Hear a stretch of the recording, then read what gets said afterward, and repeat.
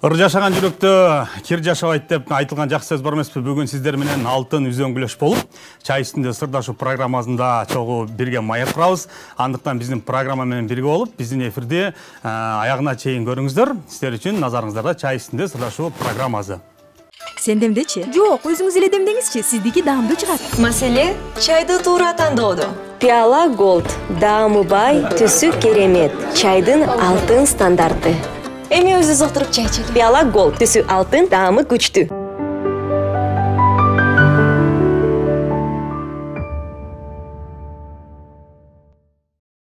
Урматтуу телекөрүүчүлөр, мына ушул ар бир эзалуу күндө сиздерге рахат тартуулаган чай үстүндө сырдашуу программасы. Ал эми ошол эле учурда сиздер сүйүп ичкен Пиала Голд чай биздин чай үстүндө сырдашуу программасынын башкы демөөрчүсү. Сиздерге да бүгүнкү күндө мына ошол Пиала Голд чайын сунуштайбыз. Ичиңиздер, анан биздин эфирди калтырбай көрүңүздөр. Себеп дегенде бизге мыкты инсандар келип бүгүн дагы кечте сиздерге жакшы маанай тартуулаган турушат. Алар ким десеңиздер, бизде өзгөчө таланттуу инсандар келип отурушат. Абдас Малдыбаев атындагы опера балет театрынын кызматкери, мыкты ырчы жигит Адилет Жумабаев жана ошондой эле музыкант, мугалим, ырчы, көп кырдуу таланттын ээси Тилек Чакенов бүгүн биздин куттуу студиянын кадырлуу меймандары. Ассаламу алейкум жигиттер. Алейкум салам. Мана жакшы? Жакшы. Кечки манай. Кечки манай өтө сонун болуп турат. Келиңиздер, эми бүгүн чай үстүнө келип отурабыз. Чай үстүндө кененирээк сырдашабыз, ырдайбыз. Деги эле биздин жалпы көрүүчүлөрдүн көңүлүн көтөрөбүз. Андыктан сиздерди көрүп жаткан, бизди көрүп жаткан жалпы көрүүчүлөр менен бир амандашалык. Баштай бересиң окшойт да сен, сөзмө. Тамадан кеч жалпы кыргыз элим ушундай керемет кечте жаздын алгачкы күндөрүндө жүз көрүшүп, амандашып жатканыбызга кубанычтабыз. Көңүлдүү кеч кылайын баарыңыздарга. Дагы бир жолу ушундай куттуу студияда жүз көрүшүп жатканыбызга сиздер менен да кубанычтабыз, Бакыт эке. Бул той буюрсагы көдөөндөгү талантты элге тартуулап жакшы бир мадай куруп берели деп келип калдык. Аябай эле. Айдат кел. Ассаламу алейкум кыргыз элим. Ошо жетинчи каналды көрүп жаткан жалпы кыргыз элиме салам жолдомокчумун. Ошондой эле менин жалпы бир туугандарым, ата-энелерим таластан көрүп атат. Ошондой эле менин үйүмдө келинчегим, балам да көрүп атат. Ошолорго баардыгына жалпы салам жолдомокчумун. Ошо жетинчи каналдын жалпы кызматкерлери сиздерге дагы рахмат саламымды жолдомокчумун. Рахмат, эми бүгүн атайын кеч биздин көрүүчүлөргө бир жакшы маанай тартуулайлы деп келип отурасыңар. Той жокпу бүгүн? Азыр чыгып анан барабыз. Чыгып алып той барасыңар. Негизи урматтуу телекөрүүчүлөр, баягы жаштар, жалпы эле маданият кызматкерлери бир чети маданият тармагында иштесе, аны менен катар эле тойдо кызмат кылып калбады. Сураганым ошол да. Той жөнүндө айтпайт. Чыгып алып той барасыңар. Негизи эле мына музыкант, көп кырдуу талант деп калдык, Тилек. Канча жыл болду ушу тармакта иштеп, аккордеон кармап, элге кызмат кылып атканыңа? Негизи кичинекей кезден эле кызыгам да.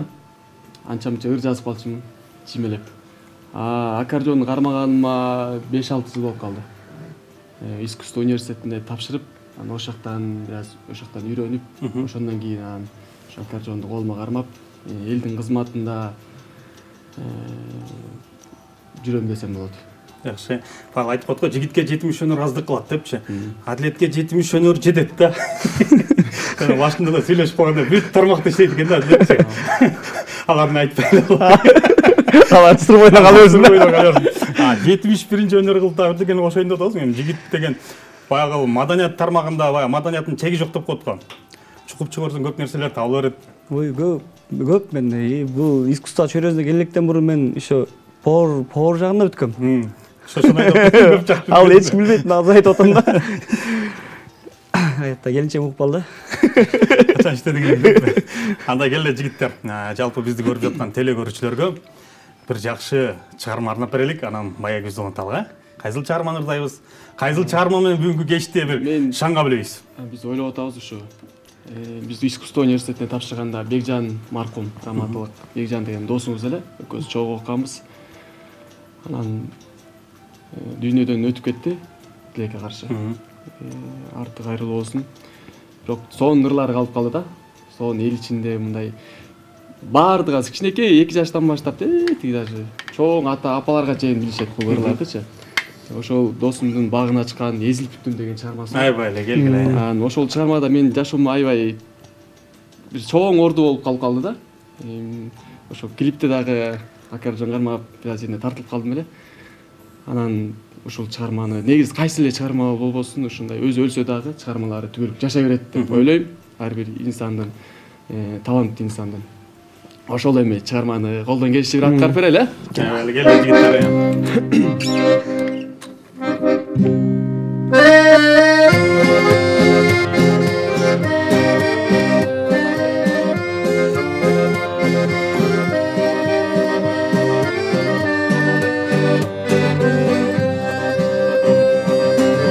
Агарып аткан таң менен сен, жашоодо тапкан баг менен сен. Сени сүйөмүн, сени күтөмүн, эзилип бүттүм. Эзилип бүттүм. Алтындын өзүңдү күттүм. Кайдасың асылым азыр? Сагындым өзүңдү Seni sүйөмүн, seni күтөмүн, seni соготкон менин жүрөгүм.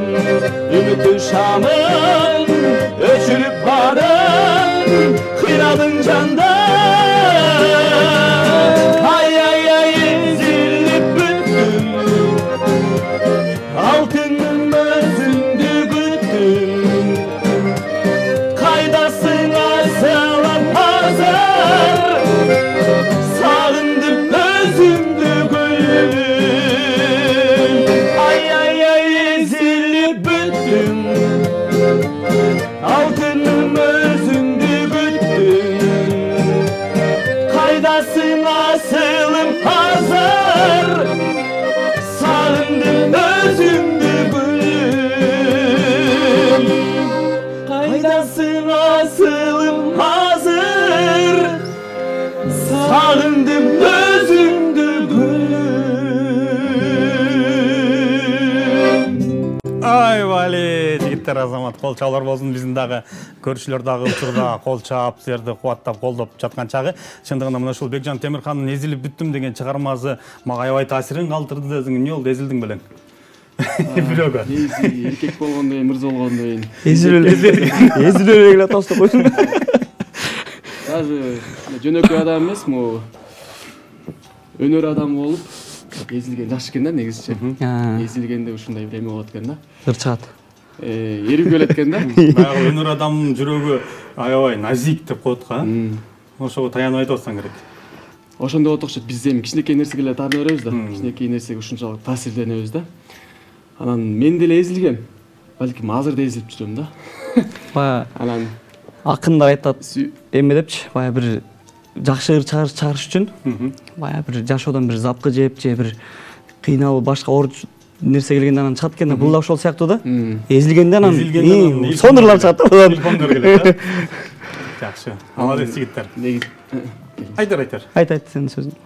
Ошо негизи ушундай өнөр жааттан эзилген жакшы негизичи. Себеп дегенде ушундай бир жакшы керемет чыгармалар чыгат да. Бул дагы негизи жакшы пайда жагы бар, бирок жаман дагы жагы бар да. Дейин десең, бирок жакшы да жагы бар да. Бирок экөөнү мындай куюлуштуруп, мындай алып кетсе бир жакшы эле болот го деп ойлойм. Тура жака. Жакшы. Адилет, мына опера балет театрында иштейсиң азыркы убакта. Андан башка да иштерди кылып атам деп атпайсыңбы? Неге эле ошол балет театрында эмне жаңылык болуп атат? Ал жакта кандай кызматтар кылып атасың? Ал жакта опера балет театрында бизде Абдулас Малдыбаев атындагы опера жана балет театрынын хор бөлүмүндө иштейм өзүм. Ал жакта жакшы, бизде күндө да ал жакта жумушчу, тынымсыз. Дем алыш күндөр, наоборот, биз сиздер дем алып аткан кезде, балким башка бирлер дем алып аткан кезде биз спектакль коебуз, иштейбиз. Анан кийин мында жакында эле аттестация тапшырдык, бардык театрларда тапшырылуу болуп атат, буюрса. Кайсы жаатында? Тил боюнча? Жок, биз өзүбүздүн кесип боюнча, өзүнүн чөйрө боюнча болду. Жакшы, буюрса баарыбыз жакшы ийгиликтүү өтө алдык, буюрса. Ошол жаңылык. Ийгиликтерди багындырыш үчүн мына ушул маданият тармагында бир алгылыктуу иш жасаш үчүн баягы окуш керекпи же окубай деле? Жок, окуш керек. Окуш керек. Ал жакта эми бул опера деген өтө тонкий искусство дейт го. Ал жака окуш керек, дипломсуз адамдын өзүнүн дагы баягы таланты керек. Ал жака өтө эле ал өрүп кеткен, эмес деле бир барып өтпөй окуп жүргөн кезде. Анан кийин окууну өтүп өттүк, иштеп атабыз Кудайга буйрса. Анан дагы рекламаларга кетейин, буйрса 3 жак өткүлөт го. 3 мартта Кудайым буйрса саат 5-терде келсеңиздер болот. Опера балет театрына Ак мөөр операсы коюлат. Аябай жакшы, көңүлдүү, көңүлүңүздөргө көтөрүп кетсеңиздер болот. Буйрса биз да угуп калдык, 7 каналда бар ошол жерде бир Ак мөөр спектаклин көрүп келелик. Негизи эле өзүңдүн чыгармачылыгыңда баягы бир ырларды жастырып калганын угуп калдык, аларга клип тарттырып, жобосо быйыл бир клип тарттырып коеюн деген. Жок, буйрса быйыл Кудайым буйрса жакшы баягы киришенийен ойдобуз буйрса. Азыр баягы той менен эметип, ыр бүткөн жакшы ырлар бар буйрса, ошолорду азыр тойго чыгып, баягы чоң аппаратура менен баягы текшерип, угуп, ошентип көрүп атабыз. Буйрса жакшы клип тартабыз, алдыда пландар бар.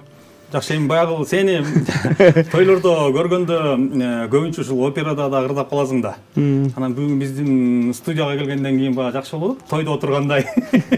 Тойдогу жакшы ырларды анан негизи эле тойдо, жобосо башка бир мамлекеттик иш-чараларда ошол опера жаатында да ырдап турасыңбы же эстрада? Эметебиз. Фольклор менен. Баягы тойго чакыруулар болот, барасың.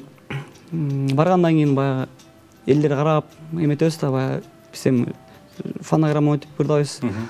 Баягы барганда атмосфераны карайсың, баягы опералар өтө турган жерлерге операны ырдайсың. Жаштар болуп калса эми операны азыр укпайт да. Анча-мынча жерге көтөрбөйт. Эстрададан урасың ар жерде. Туура.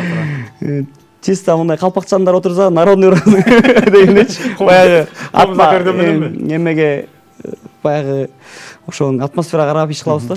Психолог болуп калгансың. Кирип барганда эле ошо билесиң, кандай адамдар отурат, мүмкүн чындыгында кээ бир жерде операны ырдасаң түшүнбөйт, алар кабыл албайт. Айландан көрө ичип отуралы, жеп отуралы, алып отуралы, таанышып отуралы деп. Ал жерге баягы өзүнчө бир башкалар. Үйлөргө барганда баягы өзүнчө бир башкалар, аккордеон комуз менен фольклордук. Анан тилек. Адлет башында айтып калбадым. Таласта экенин билдик да, ошочу. Көрүп атыр деп. Өзүң каяктансың? Мен аба жактанмын да. Айтпагам. Көлдөн болом. Көлдөн Түп району Кең суу деген айылдын кулуну болом. Ошол жерде чоңоюп өскөм. Ошол жактын абасын жутуп, суусун ичип, ошол жерде мугалимдерден билим алып, чоң ата, чоң энелердин батасын алып чоңойгон балдарыбыз. Ошол жактын кулуну болом, көл тараптын.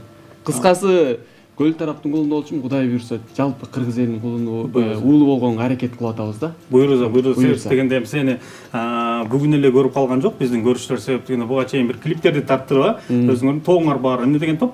Мажор тобу. Мажор тобунун өзүнүн клиптерин көрүп жүрүшөт, жалпы теледен чыгып жүрөт, радиолордон угулуп жүрөт ырларыңар. Анан сени көп эле таанып болчу, болгон ушул көлдүк экениңди билип алалы дедик да. Көлдүк экенин көп айтпайм да ошо да. Айтпайм да. Анда эмесе келе жигиттер, эми убакытты созбой дагы бир чыгарма тартып бергиле. Кийинки чыгарма кайсыл чыгарма болот? Кайсы ырдып таап бересиңер? Анда жалаң ушу өзү өтүп кетсе дагы, өзү ушундай бир чоң деңгээлге жетсе дагы, жашы өтүп кетсе дагы ырлар калып калды да. Дай бир чоң залкар адамдын чыгармасын аткаргыбыз келип турат. Талайбек Бектурганов агайыбыздын Назира деген бир чыгармасын. Аябай келгиле.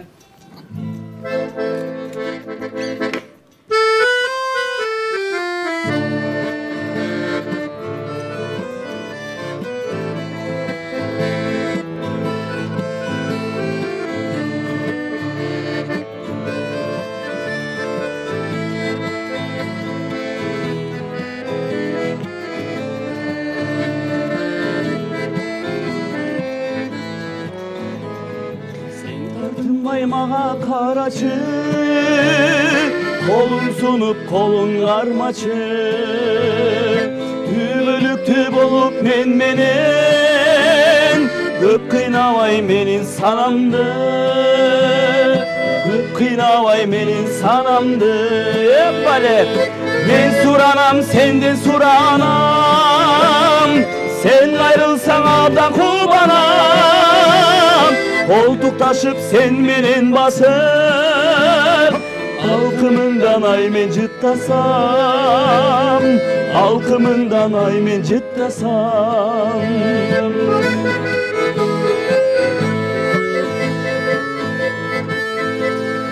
Düşünbödüm senin oyuna, bere albadım attın jobuna. Жүрсүң керек sen da kıynalıp, oyga batıp sarı sanağa, oyga batıp sarı sanağa. Men suranam senden suranam, sen ayrılsan abla kubanam. Koltuktashıp sen menen basıp, halkımından ay men jıttasam, halkımından ay men jıttasam.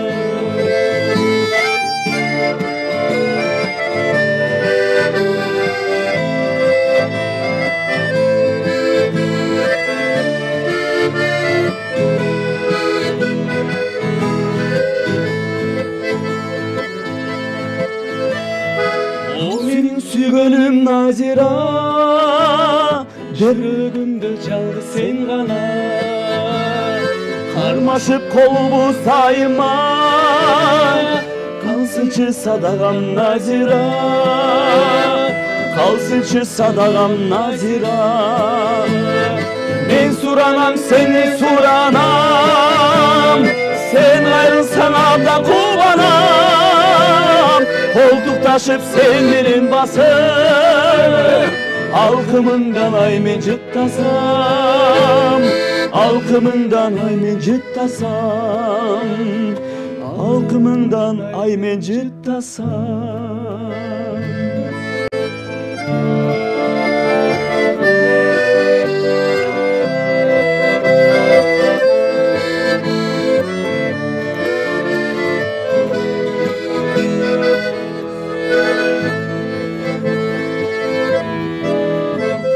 Азамат жигиттер, кандай сонун чыгарма. Мен дагы ойлонуп кеттим. Сонун чыгарма. Урматтуу телекөрүүчүлөр, силер чай үстүндө сырдашы программасын көрүп жатасыздар. Азыр мына ушундай жагымдуу чыгармадан кийин бир жарнамага барып келелик. Кайрадан биз ырыбызды улантып, маегибизди улантмакчыбыз. Сен демдечи? Жок, өзүңүз эле демдеңизчи, сиздики даамдуу чыгат. Маселе чайды туура тандоодо. Пиала Gold, даамы бай, түсү керемет. Чайдын алтын стандарты. Эми өзүбүз отуруп чай ичели. Пиала Gold, түсү алтын, даамы күчтүү.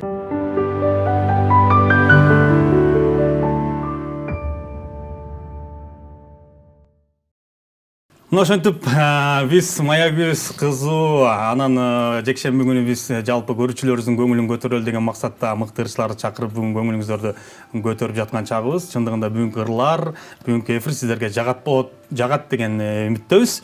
Себеп дегенде сонун чыгармалар. Ошол Талайбек Бектургановдун ырлары гитарага абдан жакшы келет, Анан аккордеонго да салып алып, комузга да салып алып, шылдырага дагы да. Канча жыл болду ушу гитара чирткениңе? Көбүнчө сен гитараны көп чертесиң. Гитараны чертип атканыма бир 3 жылдай болуп окшойт. Негизи мен кесип боюнча мен дирижермун да.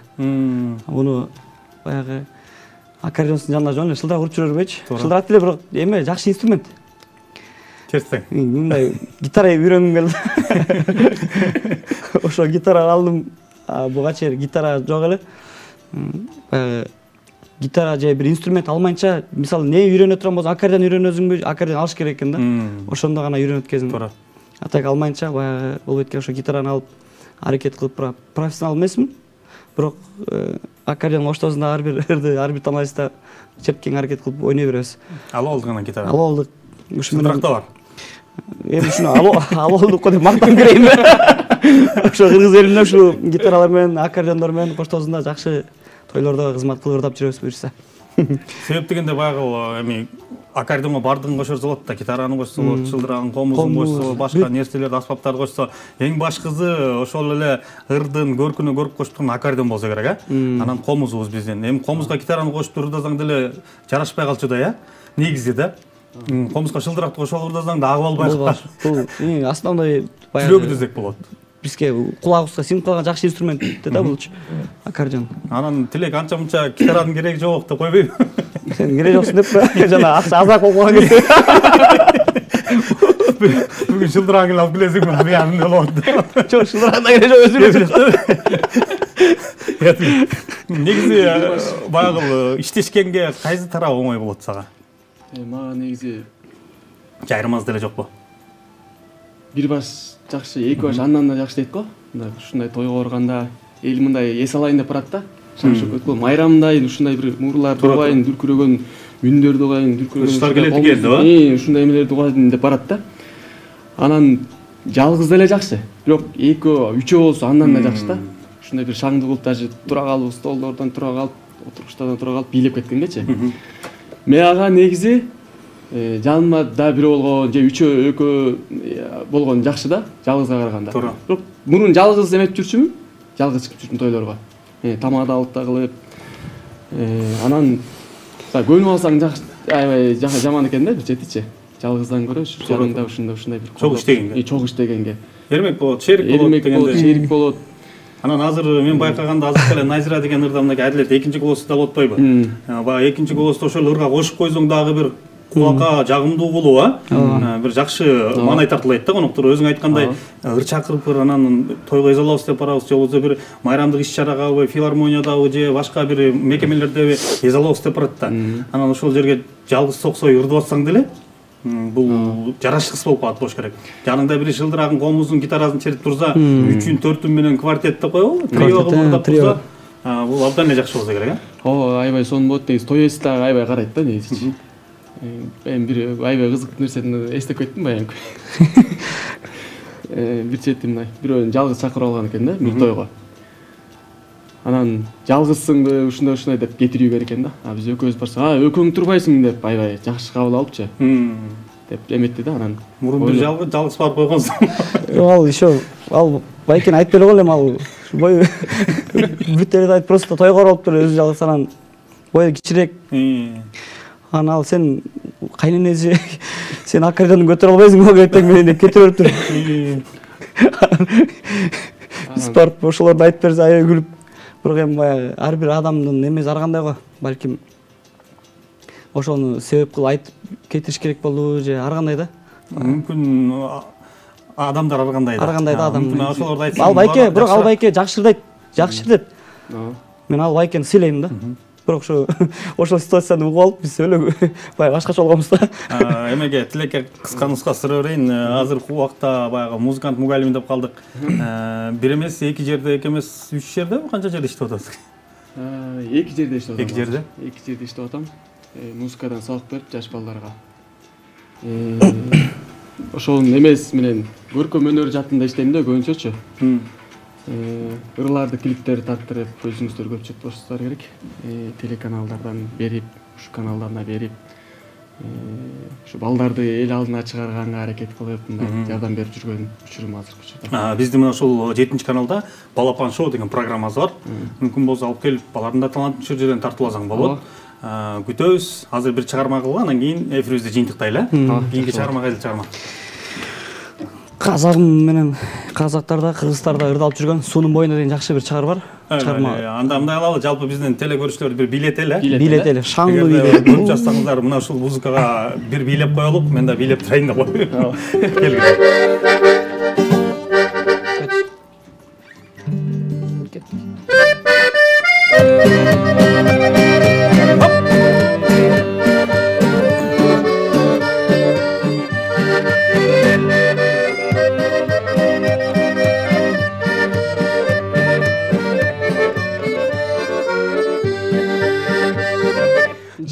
Жамгыр жай, төгөтеле басылбай, күн да бүркөлүп, неге ачылбай, суунун боюнда кыздар олтурат, аларга карап, боюн бурулат, ак мен сүйгөнмөс, сени издедим, менин оюмдан такыр кетпеди.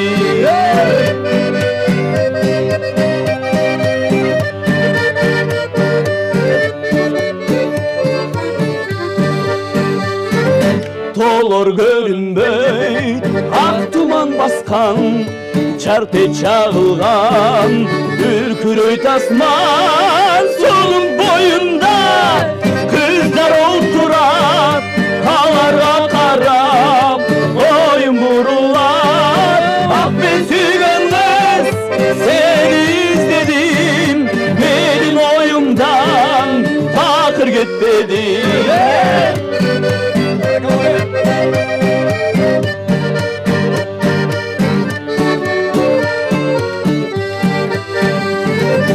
Эстейм өзүңдү, дайым эле ойлоном, уктай албастан, күндө эле толгоном. Сонун боюнда кыздар олтурат, аларга карап, оюн бурулат. Ак мен сүйгөн кыз, сени издедим, менин оюмдан такыр кетпеди. Менин оюмдан такыр кетпеди.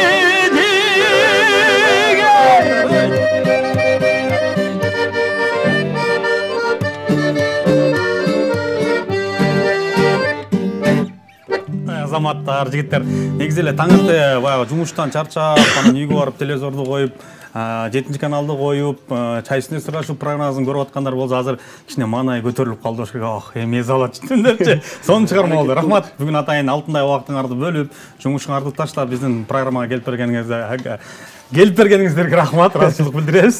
Ал эми биздин мына ушул демөөрчүбүз Пиала Голд чай, мына узунун тилек сага берейин, узунураак экен. Үйгө алып барып үй бүлөң менен мына ушул чайды ичип, муну үйгө алып барып эле ушул чайды ичип, анан ушул чайды ичкенде биздин эфирди, биздин студияны, биздин берүүнү көрүп туруңуздар. Чоң рахмат. Келип бергениңиздер үчүн ыраазычылык билдиребиз. Кадимгидей суунун боюнда бир тоодо айылда жүргөндө элестетип кеттик өзүбүздү. Абдан сонун чыгармачылык ийгилик каалайбыз. Келип тургула. Силер үчүн 7 каналдын ар дайым эшиги ачык. Урматтуу телекөрүүчүлөр, бүгүн чай үстүндө сырдаштуу программасында мыкты таланттар Адилет Жумабаев жана ошондой эле Тилек Чакенов болду. Өзүңүздөр көрдүңүздөр, өнөрүн, чыгармачылыкта кылып жаткан эмгектерин баардыгы менен силерге кененирээк бөлүштү. Мына ушул берүүлөрдү силер 7 каналынын YouTube, Instagram, Facebook баракчаларынан дагы кайталап көрсөңүздөр болот, эгер көрбөй калгандар болсо. Ал эми сиздер менен коштошобуз. Ар жекшембиде биздин эфирде калтырбай көрүңүздөр. Кийинки жумада да мыкты талант ээлери келип, өз өнөрлөрүн, өз таланттарын силерге тартылып, сиздердин көңүлүңүздөрдү көтөрүп турмакчы. Кайрадан эфирден көрүшкөнчө аман туруп, сак саламат болуңуздар.